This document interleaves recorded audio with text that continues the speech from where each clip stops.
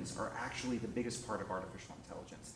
You know, we imbue all of our biases into this thing, both from the actual algorithms, but then how we implement, and then how we choose not to implement.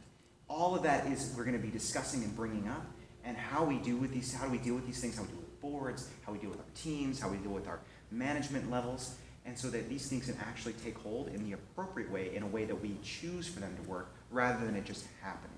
One of the things I find fascinating, with all the talk about machine learning, we're seeing more and more interest in human learning. Maybe because humans are so competitive, but frankly, I think also the more things change, the more returns there are to investing in yourself, getting ahead of the curve, and really understanding how this technology is going to create value in the years to come. No question, no question. I think the anxiety that I see a lot of people say is skills that had differentiated humans before are now very quickly going to be automated by machines, and it's happening really quickly. So then how do we take the things that are uniquely human and plus those up, like you said? How do we be better at learning and better at implementing? And that's what we're going to learn in this program. And one of the things we know, for humans at least, is emotions are big. And clearly, as a strategy professor, if you see things as threats, you freeze up. And really what I hope is people understand the opportunities, understand that they need to use AI responsibly, but then it's going to open up just amazing ways to have really an exponential impact, in your terms, in the world. That's right.